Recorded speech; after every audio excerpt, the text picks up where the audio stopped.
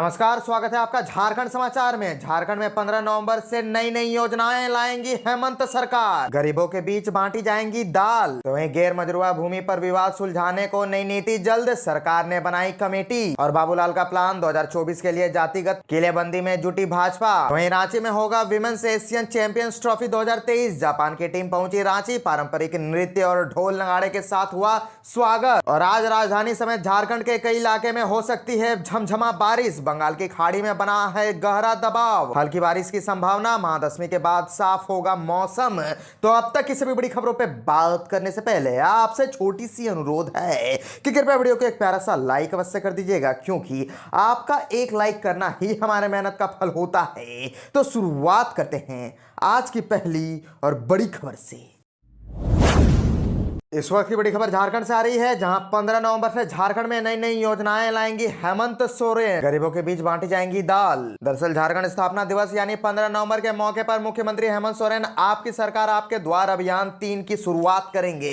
इसी दिन बड़े पैमाने पर योजनाओं के उद्घाटन और शिलान्यास की तैयारी भी चल रही है। बताया गया है कि इसी दिन अजीम प्रेमजी विश्वविद्यालय के साथ राज्य सरकार MOU करेगी। अजीम प्रेमजी विश्वविद्यालय एक ही कैंपस में तकनीकी शिक्षा से लेकर मेडिकल बिजनेस आदि की सुविधा देंगी। 15 नवंबर को रांची स्मार्ट सिटी परिसर में अपोलो मल्टी सुपर स्पेशलिटी अस्पताल चेन्नई की आधारशिला रखी जाएगी, जहां पहले चरण में OPD आरंभ होगी। इसके बाद 250 बेड का अस्पताल बनेगा। और इसी दिन आपकी सरकार आपके द्वार अभियान के तीसरे चरण के तहत प्रत्येक पंचायत व प्रखंड में अभियान चलेगा। फिर जिला स्तरीय अभियान भी चलेगा। बताया गया है कि मुख्यमंत्री प्रत्येक जिला स्तरीय अभियान में खुद जाएंगे। 16 नवंबर से वह जिलों के अभियान में शामिल होंगे। इसकी तैयारी प्रशासनिक स्तर पर जोर शोर से चल रही है। और खाद्य आपूर्ति विभाग की ओर से गरीबों की दाल वितरण योजना को 15 नवंबर से ही शुरू करने की तैयारी है। इससे पहले नेफेड से MOU की प्रक्रिया पूरी की जाएगी। इसको लेकर राज्य सरकार की ओर से कवायद शुरू कर दी गई है। योजना के क्रियान्वयन को लेकर वित्तीय वर्ष 2023-24 में 55 करोड़ रुपए के व्यय का प्रस्ताव है। केंद्र ने झारखंड के गरीबों को दाल के लिए 8,600 टन चना का आवंटन किया गया है। इसे मिलिंग के लिए नेफेड के पास भेज दिया गया है। और झारखंड सरकार ने अपने कर्मचारियों की कार्य क्षमता में वृद्धि के लिए झारखंड राज्य प्रशिक्षण नीति 2023 तैयार की है। कर्मियों के ज्ञान कौशल प्रबंधकीय क्षमता और दृष्टिकोण में वृद्धि के लिए राष्ट्रीय प्रशिक्षण नीति की तर्ज पर नीति बनाई गई है। इसके तहत कर्मियों को 3 चरणों में अनिवार्य प्रशिक्षण लेना होगा। राजधानी रांची समेत झारखंड के कई जिलों में होगी झमझमा बारिश। बंगाल की खाड़ी में बना है गहरा दबाव, हल्की बारिश की संभावना।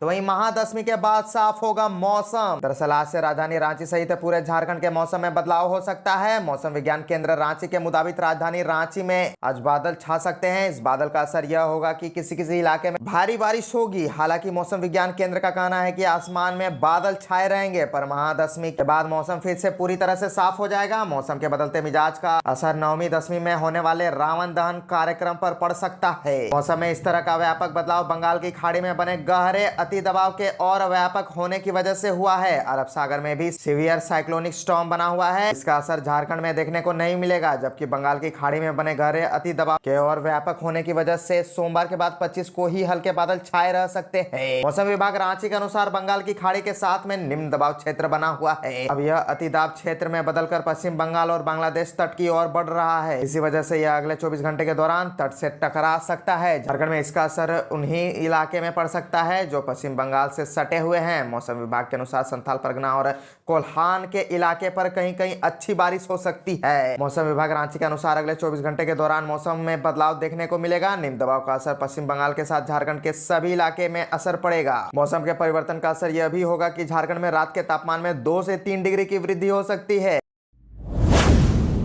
बाबूलाल का बड़ा प्लान 2024 के लिए जातिगत किलेबंदी में जुटी भाजपा झारखंड ने आगामी लोकसभा और विधानसभा चुनावों को सामने रख मुकम्मल तैयारी शुरू कर दी है। जनसंपर्क अभियान का सिलसिला निरंतर जारी है। झारखंड भाजपा पूरे प्रदेश में संकल्प यात्रा चला रही है। पूरे राज्य में एक एक बूथ स्तर पर एक एक प्रभारी तय कर उसे जिम्मेदारी दी जा रही है। संगठन ने अपने कील कांटों को दुरुस्त करने में जातिगत समीकरण पर विशेष ध्यान केंद्रित किया है। भाजपा ने प्रदेश संगठन की कमान संघ प्रशिक्षित और विहिप के संगठन मंत्री रहे बाबूलाल मरांडी को सौंपा है। वह 1996 से 2001 तक वनांचल भाजपा के अध्यक्ष रहे। इस बार भाजपा विधायक दल ने उन्हें नेता चुना, लेकिन विधानसभा से मान्यता नहीं मिली। भाजपा ने अनुसूचित जाति से आने वाले विधायक अमर कुमार बावरी को विधायक दल का नेता बनाया है। सचेतक पद पर कुर्मी जाति के विधायक जयप्रकाश भाई पटेल नियुक्त किए गए हैं। इसके पहले मुख्य सचेतक पद पर ओबीसी वर्ग से आने वाले बिरंची नारायण नियुक्त किए जा चुके हैं। भाजपा ने बड़ी करीने से समाज के वैसे समुदाय के नेताओं को अलग अलग पदों पर बैठाया है जो समुदाय झारखंड की बड़ी आबादी के अंतर्गत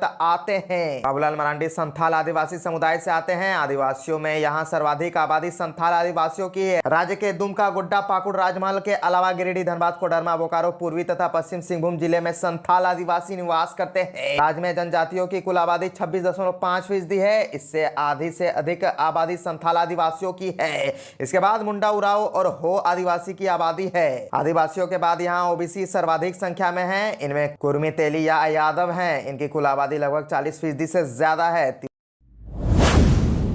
रांची में होगा women's Asian championship trophy 2023। Japan की टीम पहुंची रांची। पारंपरिक नृत्य और ढोल नगाड़े के साथ हुआ स्वागत। दरअसल 27 अक्टूबर से 5 नवंबर तक खेले जाने वाले Jharkhand women's Asian champions trophy 2023 की अंतिम तैयारी जोरों पर है। इसी बीच टीम का पहुंचना भी शुरू हो गया है। जापान की हॉकी टीम रांची पहुंची। यह टीम को जोरदार स्वागत किया गया। आयोजकों की ओर से ढोल नगाड़े के साथ स्वागत किया गया। वहीं खिलाड़ियों को पारंपरिक गमछा और बुके दिया गया। वहीं एयरपोर्ट पर पारंपरिक नृत्य और ढोल नगाड़े के साथ खिलाड़ियों का अभिनंदन किया गया। झारखंडियों गीत पर जापानी खिलाड़ी भी खूब थिरके। इसके बाद खिलाड़ियों को सुरक्षा के साथ एयरपोर्ट से होटल चाणक्य केनार पहुंचाया गया। जापान की टीम के आगमन पर मुख्यमंत्री हेमंत सोरेन ने ट्वीट कर कहा कि जापानी महिला हॉकी टीम झारखंड महिला एशियाई चैंपियंस ट्रॉफी रांची 2023 के लिए झारखंड में उतरी है। उनके आगमन पर खुशी और उत्साह के साथ स्वागत किया गया है।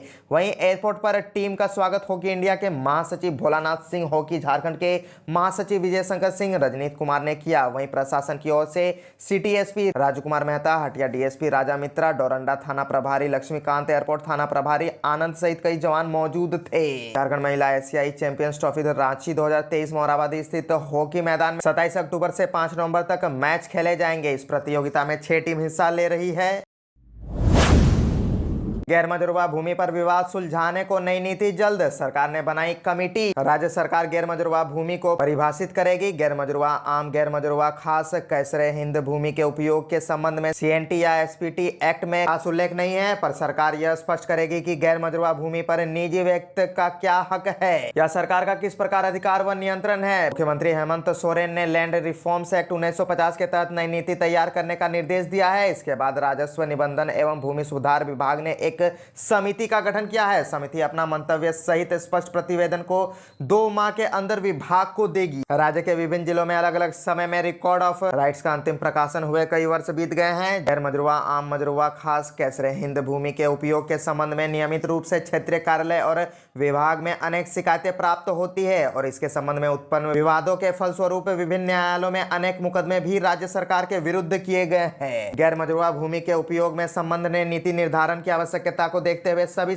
परिपत्र का अध्ययन कर प्रतिवेदन तैयार करने के लिए 5 सदस्यों की समिति का गठन किया है। समिति के अध्यक्ष भू अर्जन, भू अभिलेख एवं परिमाप निदेशालय के निदेशक होंगे। सदस्यों में राजस्व निबंधन एवं भूमि सुधार विभाग के संयुक्त सचिव संदीप कुमार, वित्त विभाग की ओर से मनोनीत संयुक्त सचिव से अन्य पदाधिकारी, राजस्व निबंधन एवं भूमि सुधार विभाग के संयुक्त निबंधन महानिरीक्षक सराफ सिद्दीकी और राजस्व निबंधन एवं भूमि सुधार विभाग के अवर सचिव शंभू कुमार सिंह को शामिल किया गया है।